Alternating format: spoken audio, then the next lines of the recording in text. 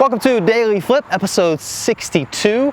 This show, I guess you could call it, is all about me sharing my day with you as it pertains to car flipping. That's what I do for a living. I buy and sell cars, and I have this channel to show you how to do the same. If you're not subscribed, hit subscribe. I'd love to share more information about that with you. But I'm going to give you a rundown of my day. Also, a quick shout out to Mullins98, who commented on a video I made, I think 2 days ago, while I was at an auction. If you go back and look at the videos 2 days ago, I was at the auction. I was waiting for a couple cars to come through, and I just made a quick video telling you 3 things, or 3 tips I think it was called, that you need to focus in on while you're at a car auction. If you have access to one and you regularly go to auctions, or if you're new to auctions, it'd be a good video for you to take a look at. But shout out to Mullins98. I'm going to show you what he asked on that video, and he asked if I would show the cars that I bought that day. I've been a little tied up in the meantime, so I'm just now getting around to showing you what I got. One of them is not there, but there. There's another one right here. And there's another one in the back that there's a fun story about, so I'll get to that one in a second. We'll walk over there. I bought actually 4 that day. One of them was a green light vehicle. The other one, all 3 of the others were as is, meaning whatever the problem, if there was a problem that I would incur, it'd be my fault, my problem. The auction's not going to do anything. A green light vehicle, generally, if there is any mechanical issue over and above $500 that it would take to fix it that wasn't announced from the block, then they would take it into what they call arbitration. The auction's going to check it out. If they see the problem that you saw that wasn't announced from the block, you can get out of the sale. I left the auction in a Chevy Equinox. This was a 2013 that I bought. It was green light. I looked at it ahead of time, didn't see any problems. This particular auction doesn't allow you to drive the vehicles, which I'm not a huge fan of at all. But when I went to accelerate leaving the auction, my wife dropped me off. It's kind of our routine. She drops me off at the auction. I drive them home. I was in a hurry to get back, and so I kind of accelerated kind of hard leaving, and I could hear this. It wasn't a ticking. It's almost like a grinding, or if you ever heard a vehicle that has a timing chain that has a problem, you know the sound, and that's the sound that I heard. So I called the auction right away. You have to let them know you have a problem. You're supposed to have it back at the auction by 4 o'clock. So I called them at like 3, I don't know, it was like 3:50 something. I was really close on the time. I called them, said, hey, I got an issue. They sent me to arbitration. I let them know I thought it was a timing chain issue. Actually, on the way home, a check engine light came on. It was like P0012, which is a camshaft code. It's a timing code. So long story short, took it back same day, got it back that night. They took it in arbitration, verified, and I got out of the sale. So I tried to get them to give me $1,000, and I'd still take it because I don't mind doing a timing chain. I actually bought that one over there, that silver one. That's a 2013. I bought that one knowing it had a timing chain issue because we're going to replace it. The parts and everything like $100, and my mechanic can do it in a day, so it's not too bad. But that took me down to 3 cars because that one was off the list. So this is a 2014. I'm going to pull my phone out really quick and give you a rundown of what I have in these. This one isn't one that I consider like a super amazing, awesome deal, but it's a 2014, 110,000 miles. I paid with the fees, I think it was like $275 in auction fees. The auctions have a really good gig. They get to make money on the people that buy it, and they also get to charge the sellers. They make money all the way around. Great business to be in. But $5,675 is what I have in this vehicle. It's a 2014. I'm probably going to price it. It'll sell for $8 all day long. I'm probably going to price it at $89.50 to see what happens. Good miles, it's clean. It's an LS, so it's not the LT, which really only gives you the touchscreen, radio, Bluetooth, and I think a backup camera. So still a nice car. It's 4-cylinder. Another one that I bought at that same auction that same day, which is 2 days ago now, I think, was this 2010 Jeep Commander. Not the biggest fan of the engine, the 3.7 that's in this, but it checked out. Everything seems to be okay so far. It's fairly decently clean on the inside. Got a few things that need some love, need some attention. I have to figure a way to keep this here. Obviously it needs some cleaning, but the carpet underneath is in decent shape. The mats are fairly dirty. One issue in the back that I'll show you that I'm gonna have to figure out, and these are the things that, anyway, it just can take up some of your time, but this right here, as you can see, is loose. I took this apart at the auction to look at it. These release, it's supposed to release the seat, and the seats are locked in.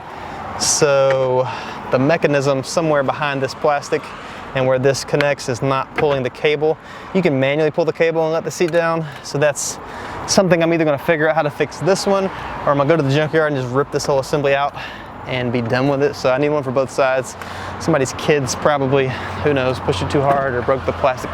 So body's in decent shape. A few little, small dings here and there, but this one, I'll get you an idea of what I paid for it. I shouldn't have put my phone away.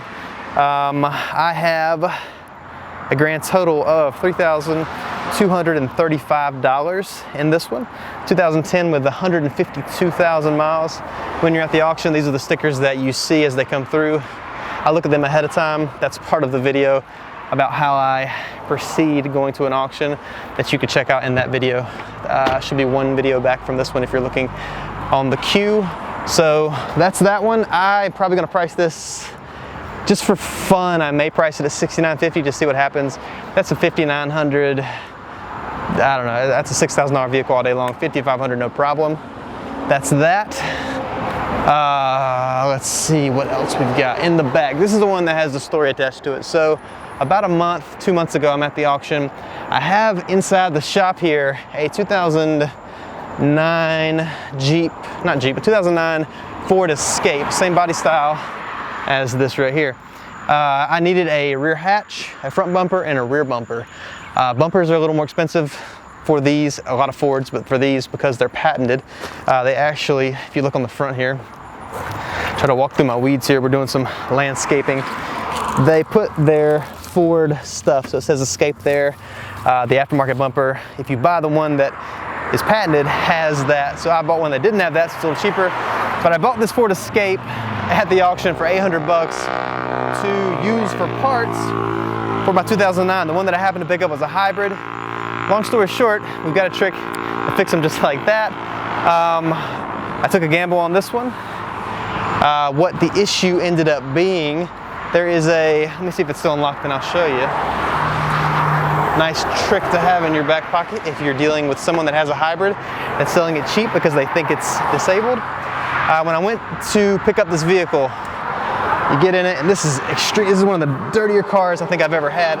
You turn the key, nothing. There's a little panel. I've got it in here somewhere. I don't know what I did. Here it is. So this panel here would be here. If I can show you in the camera, it's kind of shaded, so you can see where my hand is in between the door. This panel pops off. The battery in this was bad, which is a lot of times why this problem happens. I put a new battery in it, push this button here. You can't even see it. I hate that we can't see it because of the lighting, but there's a button right here. You push the button blinks eventually. It starts out solid, it starts blinking. When it starts blinking fast, what that's telling you is that the battery up front, our regular car battery, has recharged the hybrid battery, which on this car, we've got a tire in the back. I haven't even looked at this yet. They must have had a flat or a blowout, but luckily we still have the rim, which is a plus. But under all of this is where our hybrid battery is, right in there. You want to be real careful with this.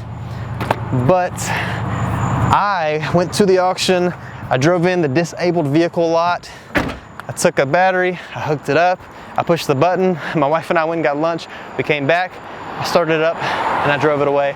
And I paid $800 for this 2008 hybrid, has 124,000 miles on it.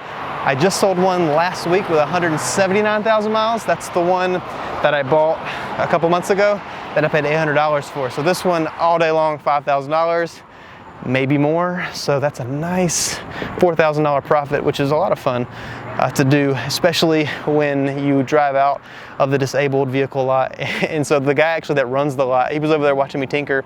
Every vehicle that goes out of there generally goes out on a flatbed, on a tow truck, and I drove and waved, and he looked at me kind of like, that's not supposed to happen, but it did, so it's a nice day. It could have been the complete opposite. I could have bought a piece of junk. It could have had a blown transmission. It is a CVT transmission, which I'm not a huge fan of, so it could have been a myriad of other problems, but I got lucky for the second time in a row, and I'll probably try it again until my luck runs out. So those are the three cars I bought. Projects going on here in the next couple of days are a timing chain. For this one, I bought this one knowing it had a timing chain issue. We've got a Chevrolet Venture inside we're finishing a head gasket job on. and our project, our 2009 Ford Escape that I bought the one for parts but didn't end up using. We have all our other parts in that I bought on Amazon and from some junkyards. We're putting it back together. It's got to go to the frame shop and a couple other things. A lot of people inside of the car flip course had been asking me about how to deal with salvage title cars, if it's worth it to rebuild a car. So that 2009 was part of the course. It's going to be a new module in the course to show folks if there is money in it.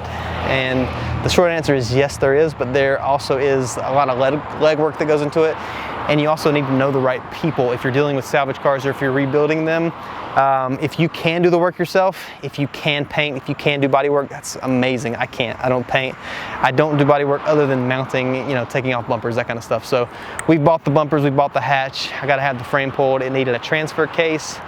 All in all, we're going to make money on it. It's just a headache because it's not like this one, right? I paid for this one $2,000 more than I paid for this one, but this one's on my front line in a day, and this one's going to be, you know, a couple weeks getting it ready because of the time it takes. It's a day, 2-day job max, but it's just the time getting it in. So that's where it falls when you're dealing with cars that need work. So I hope that's been helpful. If it has, like I said, I think at the beginning of the video, please subscribe to this channel. It's awesome. It's encouraging to me when I see you do that. Also, if you're not a member of the Car Flip Facebook group, that's where the party's at. You need to be there. A lot of really cool people that are interacting. I actually try to get in there and interact when I can. But if you want to be a member of that, it's absolutely free. You go to thecarflip.com. There's a little bar at the top where you can enter your email address in. Put your email there. You'll get an email from me. There'll be a link there. You click on it, you click join, and I'll add you into the group. Again, absolutely free, no charge. Just a place where you can learn more about car flipping. So I hope that's been helpful. I'll see you in the next video.